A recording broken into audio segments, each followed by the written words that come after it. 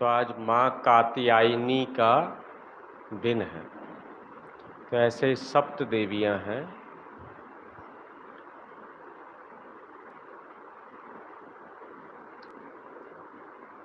तो आज इस नवरात्रि की आंतरिक यात्रा में हम सुनेंगे नवरात्रि का छठा दिन माँ कात्यायनी। इसका मंदिर हमारे दिल्ली में छतरपुर में है और भी कई जगह इनके यादगार बनी हुई हैं।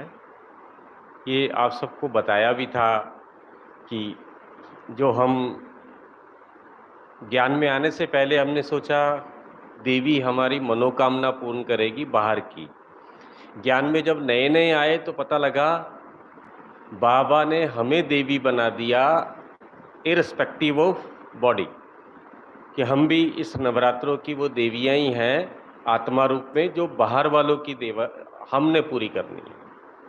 लेकिन ज्ञान की और गहराई में जाते जाते पता लगा पहले मुझे अपने अंदर की बुराई को मारना है। बाहर के राक्षस, बाहर के रावण को मारने का काम बाबा का है।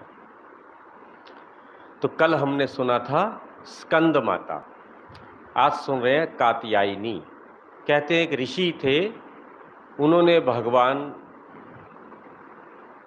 की पूजा की, माँ दुर्गा की पूजा की और कहा कि मेरे घर में पुत्री के रूप में जन्म लो। तो ज्ञान मार्ग में ये यादगार में दिखाते हैं जो बाबा के घर कन्याएं समर्पित होती हैं, माँ दुर्गा का रूप लेती हैं। दुर्गा मतलब दुर्गुणों को मारने वाली बनती हैं। उनके जो माता पिता है वो महान ऋषि हैं। देखें बाबा के घर जो भी कोई बहन आकर समर्पित हुई, दादियों को छोड़कर ज्यादातर उनका नाम परिवर्तित नहीं हुआ, उसी नाम से उनका चल रहा है। कात्यायनी बोलते हैं। तो कहते हैं महिषासुर, जो दूसरे दिन में आपको बताया था, महिषासुर का आतंक बढ़ता जा रहा था। उसने स्वर्ग पर आधिपत्य कर लिया, देवताओं की सभी स्त्रियों को अपने वश में, मतलब अपने पास काबू में कर लिया और देवताओं को भगा दिया। तो महिष यानी भैंसा, एक ऐसा राक्षस जो भैंसे का रूप ले लेता था। तो जब मैं आत्मा इस मार्ग पर आगे बढ़ती हूँ, तो जब मैं छठी सीढ़ी पे चढ़ती हूँ तो मेरे अंदर युद्ध होता है मेरे ही आकर्षण, मेरे ही आलस्य और अलबेलापन के। भैंस की एक विशेषता है, वो खाती है और आलस में पड़ी रहती है, आलसी हो जाती है। तो भैंस बुद्धि बोलते हैं ना, कुछ और सूझता नहीं है। भैंस भोगने का प्रतीक है, भैंस भोगती रहती है, चाहे भोजन के रूप में, चाहे शारीरिक उसमें रूप में, किसी भी रूप में।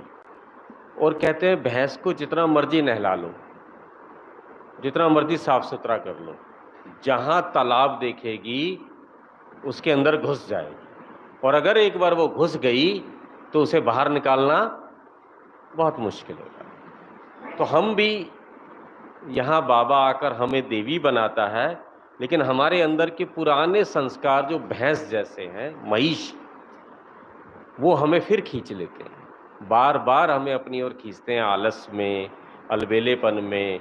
और फिर कई बार जब और दुनिया को देखते हैं तो ऐसा लगता है हम ही न्यारे हैं, हम ही कुछ बाहर का नहीं खाएंगे, हम ही ऐसे न्यारे रहेंगे, कोई मेकअप नहीं करेंगे, ये नहीं करेंगे, वो नहीं करेंगे।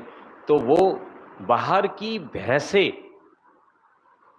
भैंस बुद्धि वाले लोग हमें आकर्षित करने लग जाते हैं कि और हमारे में भी शरीर धीरे धीरे भैंस का बनने शुरू हो जाता है। तो गहराई की बात है कि मैं देवी नहीं, मैं ही राक्षस बनना शुरू हो जाता हूं, महिषासुर। और मेरे ही मुख से नारी के प्रति असम्मान निकलना शुरू हो जाता है। पुरुष शरीर में नहीं, नारी शरीर में भी हम नारियों का असम्मान करते हैं। तो उस भैंस को मारना, कहते हैं देवताओं ने उसका आह्वान करा कि आप जाकर उसका वध करें। तो वो बाल रूप में कात्यायनी के घर जन्म लिया और विंध्याचल पर्वत पर जाके उसने तपस्या शुरू करी। तो दिखाया हम जब तपस्या में रत होते हैं तब ये विकार हम पर हावी होते हैं आकर्षण के रूप में। कभी दिल करेगा भूख लग रही है, कभी दिल करेगा फोन आ रहा है, कभी अभी ये हमारी दीदी बताया करते थे जब हम नए नए ज्ञान में आते थे, अभी किसी से बात कर लो बाहर, आधे घंटे तक बात कर सकते हैं हम एक दूसरे से कि हाँ दीदी ऐसा हुआ घर में। अगर कह दिया जाए अभी योग में बैठ जाओ, नीचे योग कर दो, तो कहते हैं दीदी आज थोड़ा जल्दी जाना है। योग में बैठते समय मन भागता है। तो वो विंध्याचल पर्वत पे जाके उसने तपस्या करी। तो कहते हैं महिषासुर को पता लगा तो उन्होंने राक्षस रूप में दिखाया कि उसने उसको अपना परने निमंत्रण भेजा अपने सेनापतियों के द्वारा कि जाओ उन्हें कहो कि वो आपसे विवाह करना चाहता है। तो कात्यायनी ने कहा कि मुझसे वो विवाह कर सकता है जो मुझे युद्ध में पराजित करे, जो मुझे युद्ध में पराजित करे। तो महिषासुर आता है, उससे युद्ध करता है। जब वो युद्ध करते हैं तो मां कात्यायनी उसकी सारी सेना को मार देती, एक अकेली स्त्री सिंह पर सवार सबको मार देती। हमने सोचा सच में एक स्त्री होगी, शेर पे बैठी होगी, इतने राक्षस आए होंगे और इन सबको मार दिया होगा। अगर ऐसा ही होता तो हमारे देश पे जब मुगलों ने आक्रमण करा, हमारे देश पे जब अंग्रेजों ने आक्रमण करा, तो वो देवियां कहां गई? हमने सोचा बाहर के दुश्मनों से रक्षा करेंगी ये देवियां, नहीं, अंदर के दुश्मन को मारने के लिए देवियां। बाहर के दुश्मन तो हमारे द्वारा पैदा किए गए हैं, देश की सीमाएं, राज्य की सीमा, वो तो हम रक्षा करेंगे अपनी बाहर की विधि से। तो कहा पहले सेना मारी, तो हमने पहले रीति रिवाज परंपराएं मारी पुरानी, फिर महिषासुर का वध किया। उसको वरदान था कि वो बीच में से कभी कभी भैंसा निकल आता था, जब भैंसा निकले तभी मारना था, वैसे नहीं निकला। अब आप रोज योग में बैठ जाएं, रोज योग में बैठ जाएं, तो भैंसा निकलने का भी समय होता है हमारे अंदर से। हर एक का राक्षस निकलने का समय है।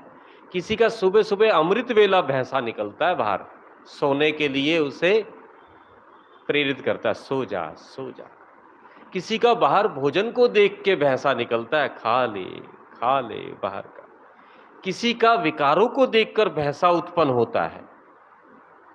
हर एक काम, क्रोध, लोभ, मोह, अहंकार, और जब भैंसा उत्पन्न हो जाता है तो वो किसी की नहीं सुनता, किसी की नहीं सुनता। तो उस भैंसा जब निकले तब हमारा ज्ञान और योग बल हो। त्रिशूल से मारना मीन तीनों कालों का ज्ञान, तीनों लोकों का ज्ञान, त्रिलोकी नाथ का ज्ञान मीन ब्रह्मा विष्णु शंकर का ज्ञान के द्वारा उस त्रिशूल से हमने अपने अंदर के महिष का वध कर दिया और सुर भयहीन कर। सुर मतलब देवताओं को भय मुक्त कर दिया। मतलब अंदर जो मेरे देवत्व बैठा हुआ है वो हर बार भय हो जाता। बड़ा शर्मीला है देवता, अंदर का आत्मा बहुत शर्मीली है। थोड़ी सी बात में शर्मा के छुप जाती है या मतलब मुरझा जाती है। देखो आप शांति है, शांति की देवी इतनी शर्मीली है, जैसे ही बाहर थोड़ा सा वातावरण देखा, अंदर वातावरण देखा, शांति घबरा के छुप गई, गायब हो गई। अपनी शांति 1 मिनट में गायब, अपनी शांति खुशी गायब, आनंद गायब, शक्तियां और चीजें, पवित्रता भी गायब। तो पवित्रता को बचा के रखना पड़ता है, पवित्रता को बचा के रखना पड़ता है। तो इस तरीके से युद्ध करना है। किससे? किससे? बाहर के राक्षस से, बाहर के राक्षस से। और बड़े प्यार से कहना, दानव दल पर टूट पड़ी मां करके सिंह सवारी, भक्तों को तारन वाली, पापियों को मारन वाली। तो इस बार शीशे के आगे खुद को ही गाना, अंदर के दानव दल पर टूट पड़ो मां करके सिंह सवारी। सिंह मतलब निर्भय होकर अपने विकारों को मार दो, नहीं तो ये विकार तुम्हें मार देंगे। भक्तों को तारन वाली। मैं फिर कह रहा हूं ये अंदर की यात्रा है। बाबा ने कहा बाहर के भक्तों को हमें तारना है, वो बाद की बात है, वो तो बहुत ऊंचा लेवल है। पहले अंदर के भक्ति के संस्कारों को खत्म करो ना। अंदर के भक्त को अगर उसकी मनोकामना पूर्ण कर दो तो उसको अपना बच्चा बना लो, मना लो। दिखाया, इंद्र पे राज कर लिया, इंद्र भाग गया। तो मैं आत्मा भी इंद्र हूं, ये इंद्रियां हैं।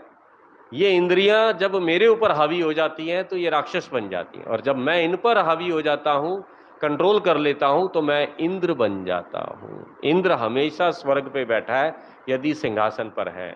यदि ये सिंहासन से उतर गया, अपने आत्मिक भाव से उतर गया, तो ये पद भ्रष्ट हो जाता है, पदस्थ हो जाता है, बाहर इसे निकाल दिया जाता है स्वर्ग से, और भटकता रहता है, भटकता रहता है, भटकता रहता है। तो इस समय बाबा जब आए तो हम सब इंद्र अपनी जगह से भटक रहे हैं। देवता भटके पड़े हैं और राक्षसों ने यहाँ कब्जा कर लिया।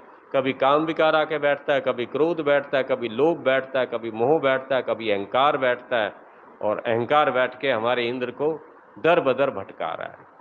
तो अपने अंदर की बुराइयों का वध करना, बुराइयों के वध से पहले तपस्या करना, लगातार तपस्या करना ही नवरात्रि मनाना है। ये रात्रि है, सब सोए हुए हैं, आपके आसपास वाले को पता भी नहीं है कि अंदर युद्ध चल रहा है आपका।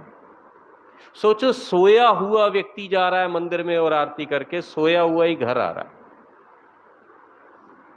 और वो सोच रहा है मां मुरादे पूरी कर दे, हलवा बांटो। तो मुरादे भी नहीं पता कौन सी है, क्या घर बना दे, बच्चे पैदा हो जाए, बच्चों का बच्चा हो जाए, फिर उन बच्चों का ख्याल हो जाए। तो वो मोह में फंसने वाली चीजें भगवान थोड़ा देगा, ये तो रावण पूरी करता है भौतिक मनोकामनाएं। बाबा एक ऐसी मनोकामना पूर्ण करता है, सत्युग त्रेता तक कुछ भी आवश्यकता नहीं है, सुर भयहीन हो जाते हैं। तो ऐसा युद्ध मुझे करना है, मुझे करना है। मुझे ब्रह्मा ने अपनी शक्ति दी, मुझ देवी को, विष्णु ने भी अपना सुदर्शन चक्र दिया, शंकर का दिखाया, उसने त्रिशूल दिया, सभी देवताओं ने मुझे दिया। तो ब्रह्मा विष्णु शंकर ने अगर मुझे कुछ दिया, तो मतलब शिव बाबा मुझ में 3 गुण भरता है, ब्रह्मा के द्वारा स्थापना, शंकर के द्वारा विनाश, और विष्णु के द्वारा पालना। मीन मैं अंदर देवत्व की उत्पत्ति करूं, उसकी स्थापना करूं, और अंदर जो राक्षसी संस्कार है उनका वध कर दूं, और विष्णु बनकर उनकी पालना करती रहूं। तो इन देवों की जो शक्तियां मुझे प्राप्त हुई वो लगातार काम करती रहें, तो मेरे अंदर के राक्षस का वध हो जाए। कल सुनाएंगे रक्त बीज की कहानी। आज 6ठा अध्याय, 6ठा नवरात्रा। यहीं तक आप सबको अंतर जगत की यात्रा में बाप जो पंडा बनकर हमें आगे बढ़ा रहे हैं, उस यात्रा में आगे बढ़ते रहने की, और चढ़ती कला में चढ़ते हुए और उड़ने की बहुत बहुत शुभकामनाएं। ओम शांति।